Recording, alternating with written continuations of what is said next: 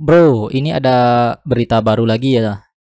Jadi di sini judulnya pemerintah Korea menyita kripto 47 juta US dollar dari penghindar pajak. Ya, teman-teman. Kita coba hitung dulu kira-kira berapa sih 47 123 123. Sekitar 678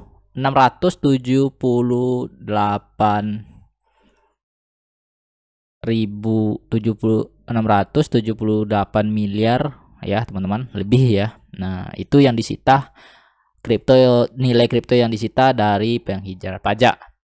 Nah di sini kita baca dulu. Otoritas Korea Selatan, nah, jadi Korea Selatan ya teman-teman, telah mengidentifikasi ribuan penghindar pajak sebagai bagian dari tindakan keras yang intensif terhadap penghindaran pajak di antara investor kripto.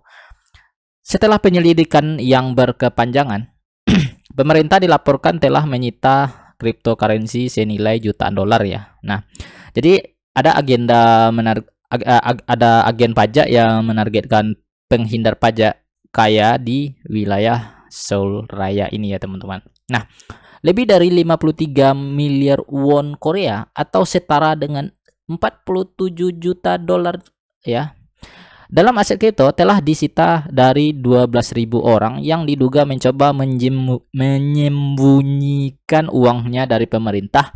Jadi tidak boleh di sana menyembunyikan uang dari pemerintah. Dana tersebut dalam bentuk Bitcoin ya teman-teman, Bitcoin dan Ethereum dan cryptocurrency lainnya.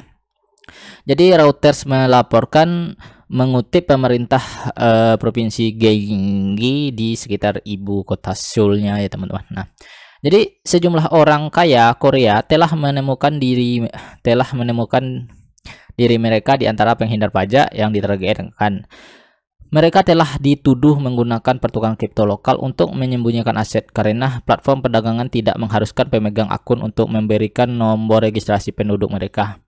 Pihak berwenang dapat melacak mereka menggunakan nomor telepon mereka. Nah, ini dia teman-teman. Nah, salah satu pelanggar pajak adalah tuan rumah saluran belanja rumah terkenal yang memiliki 500 juta won koin termasuk Ethereum ya teman-teman, dan berutang pajak 20 juta won kepada negara. Jadi ini utang pajaknya ya. Jadi seorang pemilik properti dari 30 tempat tinggal menyimpan 1,1 miliar won dalam aset kripto tetapi tidak membayar pajak penghasilan 30 juta won. Seorang dokter memegang 2,8 miliar won dalam Bitcoin dan gagal membayar 17 juta won kepada pemerintah. Jika mereka tidak memenuhi kewajiban pajak mereka, pihak berwenang mengancam akan meluncurkan proses kebangkrutan dan likuidasi. Ngeri ya di sana. Nah, jadi pejabat Gyeonggi mengklaim operasi selama berbulan-bulan telah menghasilkan penyitaan cryptocurrency terbesar untuk pajak balik dalam sejarah Korea. Itu terjadi setelah penyelidikan yang lebih luas terhadap pajak sekitaran 140.000 orang ya.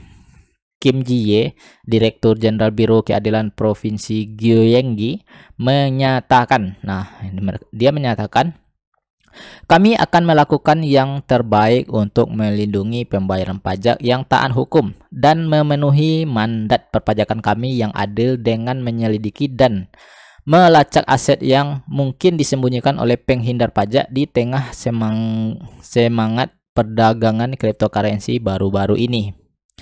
Nah, itu ya teman-teman. Nah, kemudian kita baca lagi di sini. Jadi pemerintah Korea Selatan itu memperketat cengkeramannya di pasar kripto ya. Yaitu karena memang banyak ya aset kripto ini tempat untuk cuci uang, untuk menyembunyikan harta ya. Nah, sekarang baru-baru ini terdapat para penghindar pajak di wilayah Seoul yang lebih luas adalah langkah terbaru pemerintah yang bertujuan untuk memperketat pengawasan terhadap ruang kripto yang berkembang di negara itu. Dalam hal perdagangan aset digital, Korea Selatan adalah salah satu pasar terkemuka di dunia ya. Karena investasi kripto semakin populer selama setahun terakhir, harga cryptocurrency Korea dengan kapitalisasi besar pasar terbesar BTC mencapai 72.000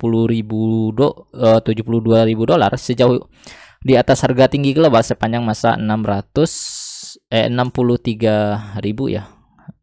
Ini harga tertinggi di Korea ya. $72.000 ya. Lusinan Bursa Korea telah berjuang untuk memenuhi persyaratan peraturan agar dapat terus beroperasi setelah penerapan aturan yang telah ketat pada bulan September yang lalu tahun 2020 ya. Platform perdagangan harus membuka rekening bank nama asli untuk pelanggan mereka dalam kemitraan dengan bank domestik. Namun, lembaga keuangan pasar seperti Hana dan Kabang enggan bekerja dengan bursa yang lebih kecil dengan alasan kekhawatiran akan terkena kejahatan keuangan. Nah, itu dia. Jadi di sini sejumlah platform aset digital mulai menghapus koin yang berisiko tinggi.